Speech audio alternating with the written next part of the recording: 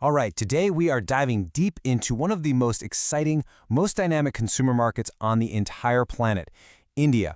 We're going to unpack what the Indian consumer is going to look like by 2030 and why this market honestly gives us all a little sneak peek into the future of commerce everywhere. So let's just start with the big headline number. By 2030, India's economy is projected to hit nearly $6.5 trillion. Now, this isn't just, steady growth. It's a seismic shift. It catapults India into being the world's third largest economy, right behind the US and China. The scale of this is it's staggering. And layered right on top of that incredible economic power is a digital revolution. Think about this. By 2030, India is expected to have 1.1 times billion internet users. To put that in perspective, that is more than the entire populations of North America and Europe combined. We're not talking about just a market anymore. This is basically a digital continent. And this quote right here, it just captures the whole vibe perfectly. The Indian market isn't just getting bigger, it's completely rewriting the rules of the game. It's creating this once-in-a-generation opportunity for bold, new brands to just explode onto the scene. Okay, so we've got these massive macro trends, right? But the real story, the interesting part, is about the people who are driving all this change. To really get what's happening, we need to meet the generations that are literally shaping its future. So yeah, that's the billion-dollar question, isn't it? And the answer isn't some simple single profile. No way. It's this complex, super vibrant mosaic of different groups of people, and each one has its own unique values, its own dreams, and its own way of spending money. The first thing that just jumps right out at you from this chart is the total dominance of youth. I mean, look at that. By 2030, Gen Z and millennials together will make up a full half of the entire population. They aren't just a part of the market, they basically are the market.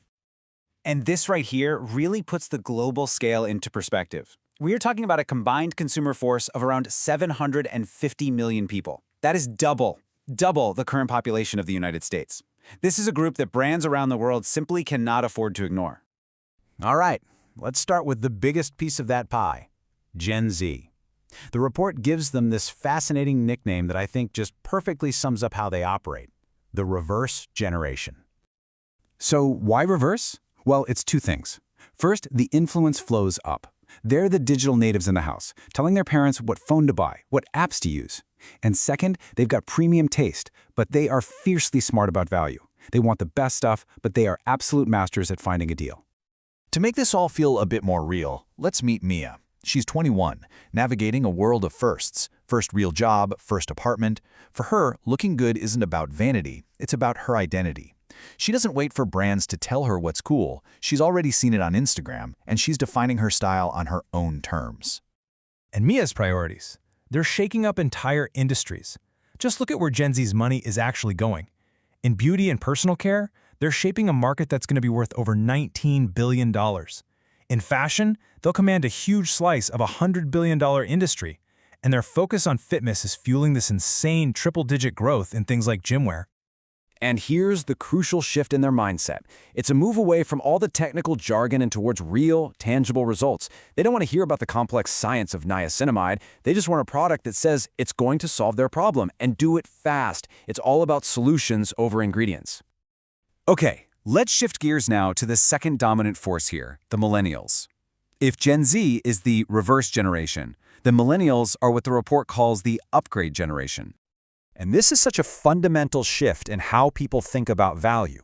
For them, buying something isn't just a cold calculation of how much it costs. It's an emotional decision. They're literally asking themselves, do I deserve this level of comfort? Do I deserve this experience? So let's meet Ria, our millennial persona. She's at a totally different stage in life than Mia. She's building a home, she's managing her family's health like she's the CEO of wellness, and she's investing in herself. For Ria, a brand has to deliver way more than just a product. It has to offer an experience, and it has to line up with her values. And the economic power behind this deserve it mindset is just wow. By 2030, the amount of money spent by Indian millennials is projected to hit nearly $1.5 trillion. They have the desire and the money to upgrade every single part of their lives, and brands had better be ready to keep up. And this little chart here illustrates perfectly what that upgrade actually looks like in practice. It's a journey, right? You go from owning products to buying into services and experiences. It's not enough to have good skincare anymore. Now you invest in professional dermatology. It's not just about buying luggage, it's about the entire curated travel service. A perfect real-world example of this is home ownership. Millennials are hitting this massive life milestone a full decade earlier than previous generations did. They're investing more, and they're doing it sooner, making the home the absolute center of their lifestyle, for comfort, for work, for everything. So we've met Mia and Rhea, the faces of the two generations that are really driving this whole market forward. Now let's kind of zoom back out and see how these individual stories connect to the future of global consumer trends. And this just lays out the core difference between them so perfectly. For Gen Z, what they buy is a tool for self-expression, and it's all fueled by what's trending online. For millennials, it's about self-improvement, guided by experts and proven results. Their motivations might be different, but both are carving out huge new markets. But you know, while Gen Z and millennials are the biggest groups, they aren't the whole story. This market is a true ecosystem. You've got Gen X, who prioritize quality and legacy brands. They value expertise over trends. And you've got seniors, who are increasingly using tech for things like healthcare and community. Every single cohort here plays its own vital, distinct role. So here's the big takeaway from all of this. Understanding these shifts, the rise of self-expression, the demand for premium experiences, and that digital-first mindset, it isn't just about how to succeed in India. It's really like getting a roadmap for where global consumer culture is headed next. And that really brings us to our final thought. The playbook for building a successful brand is literally being rewritten right now by millions of Mias and Rheas across India. The old rules, they're obsolete. So the only question left is, are brands around the world ready to learn the new ones?